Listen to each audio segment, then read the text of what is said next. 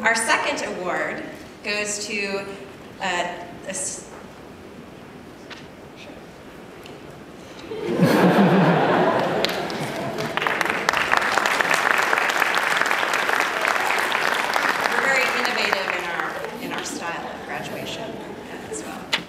The second prize goes to the student graduating with the strongest academic record in the politics department. This is the Best Student Award, which is also called the Ruth Morgenthau Memorial Prize. And this prize goes to Andrea Verdeja.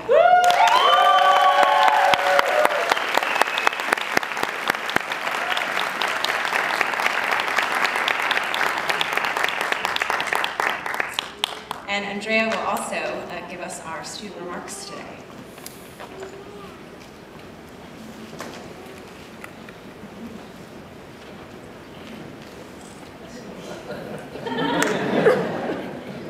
This is what happens when you get innovative.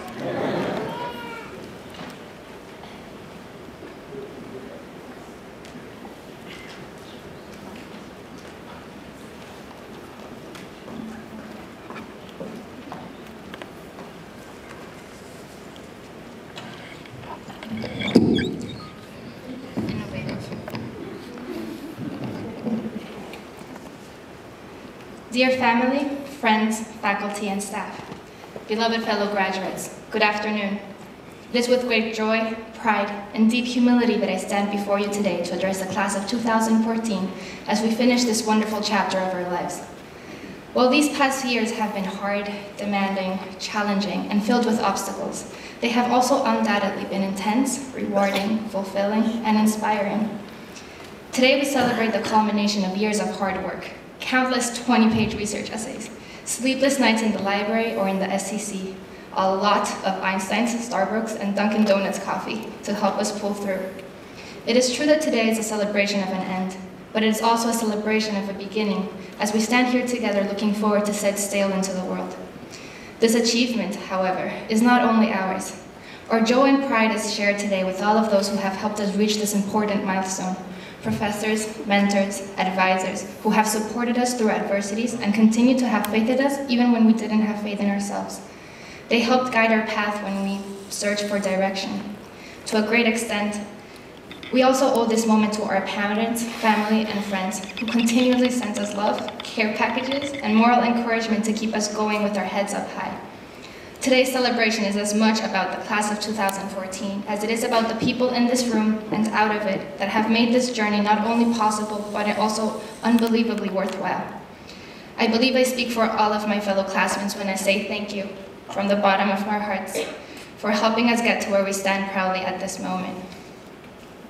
We came into Brandeis not that long ago as strangers from all walks of life, with our own distinctive backgrounds and stories, and are now leaving as members of one united family. Throughout our time at Brandeis, we have contributed our unique experiences and perspectives to create a common story, where we've all learned to grow from each other. Many of us got to Brandeis in completely unexpected ways that were not at all how we had originally envisioned our paths taking us after high school. Yet we all ended up converging at this nodal point that we now call our alma mater, which has forever marked, impacted, and changed our lives in one way or the other. I, for one, was originally born in Japan to Spanish and Cuban parents, and was raised later in the Dominican Republic. I decided to take a gap year in Switzerland after high school because I had no idea what to study or where to study it. It was there, 5,000 miles away from my home, where I heard about Brandeis for the first time in my life. Though I was accepted, I was still not convinced that coming to the United States was the right choice for me. That is, until I met by pure coincidence a Brandeis staffer in the middle of Geneva who turned out to be the admissions counselor that had read my college application, admitted me to Brandeis, and also awarded me the Wien International Scholarship that allowed me to come pursue my higher education in this wonderful country.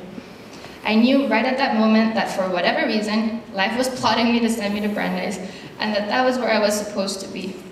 And for that decision, I will forever be grateful, as it has drastically altered the course of my life from what I thought it would have been. Each of us have our own crazy, planned or unplanned story of how we arrived at Brandeis. And despite coming from incredibly different places and experiences, we ended up all uniting for the first time in this exact same sprinkled auditorium during first-year orientation, as we listened to Jamil Adams' iconic presentation, "This is our house." Today, 4 years later, we can certainly say that this is our house, that Brandeis has become our home, and our stories have intermingled to create a common one that we will all be part of forever. I wonder if our freshman selves who sat in these same seats back in 2010 would be able to recognize the people that we have grown into today. What were our expectations of college? How did we envision these 4 years of undergraduate career? Did it resemble anything we thought it would be? Did we know we would end up majoring in politics, or how this path would impact our professional and personal choices, the way we see the world, our future ambitions? We are gathered once again in this year, coming full circle to the place where our journey started, precisely because we all chose to pursue 4 wonderful years within the politics department, learning under the guidance of inspiring, passionate, and admirable professors whose academic and life lessons have opened our eyes to an entirely distinct, inquisitive, sharp, and analytical way of seeing and interpreting the world around us. When I am asked back home in the Dominican Republic what is my field of study, people frequently assume that I am studying politics in order to become a politician. Indeed, when we think of the word politics, it is most often confined to electoral campaigns, state legislature, foreign policy, and political parties. In countries like mine, it is also unfortunately associated with a powerful negative stereotype of corruption, elitism, greed for power, money laundering, dishonesty, and trickery, sadly a stigma that is all too accurate for the reality in place. But what is really the meaning of politics? The word itself comes from the Greek word politika, which among other definitions means of citizens, for citizens, and relating to citizens. Another definition further states that it is that part of ethics which has to do with the regulation of a nation or state, the preservation of its safety, peace, and prosperity, the defense of its existence, and the protection of its citizens and their rights, with the preservation and improvement of their morals. This is the definition of politics that most rings true to me. Professions such as teaching or medicine are traditionally considered to be some of the most noble and selfless vocations, as they are by definition meant to be of service to others, with the ultimate goal of impacting and improving individual lives.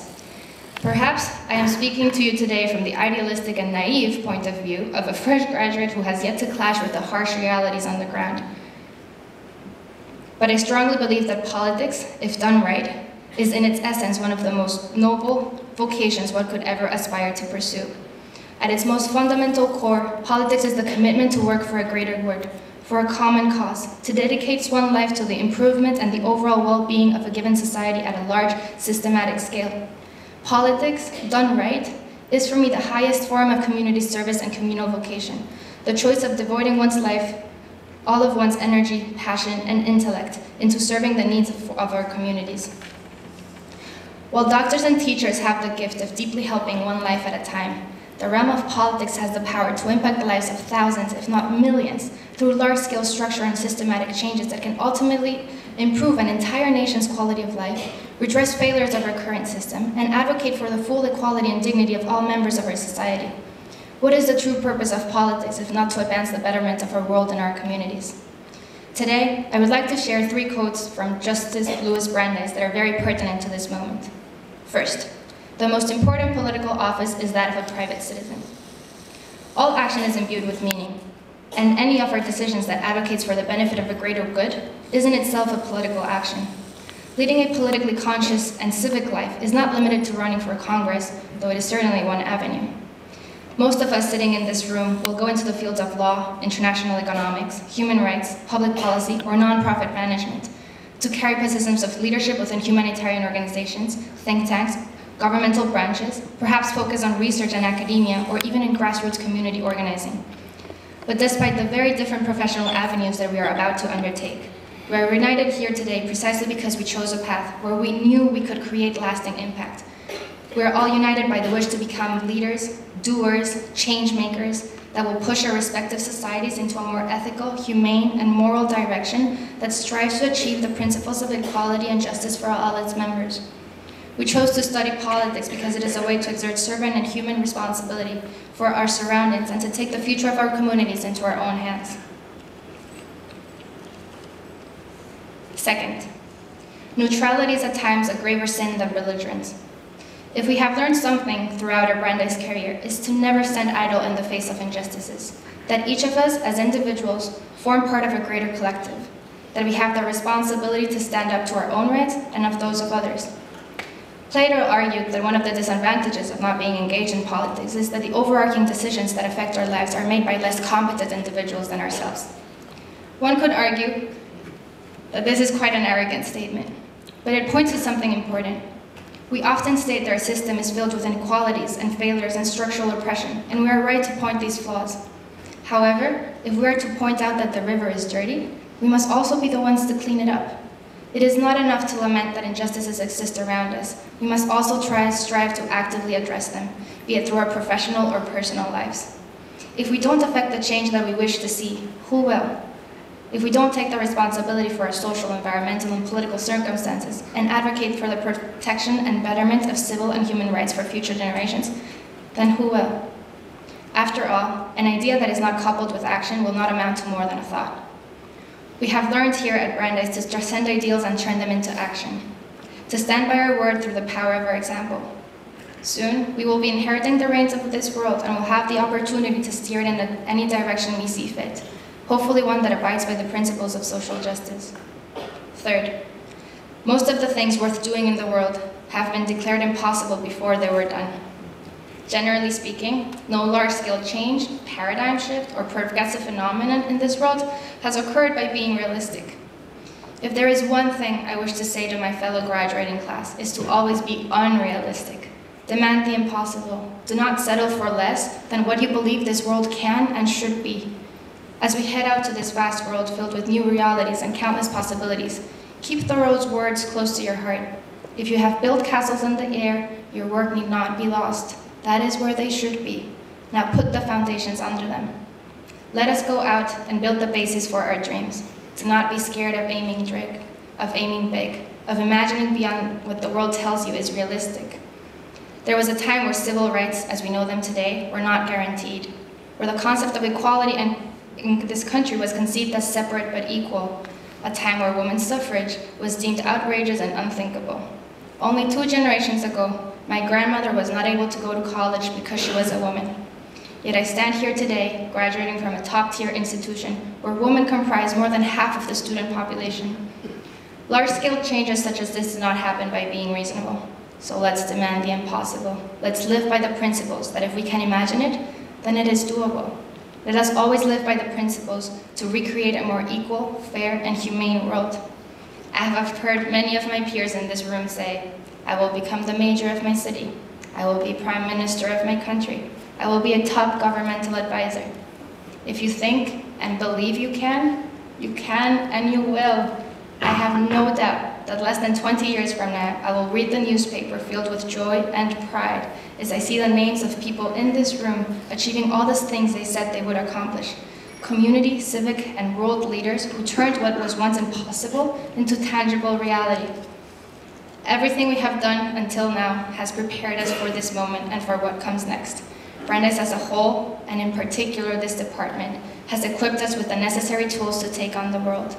We are strong and we are ready. Dear class of 2014, we made it through Brandeis. Now let's go out and make it in the world. Congratulations.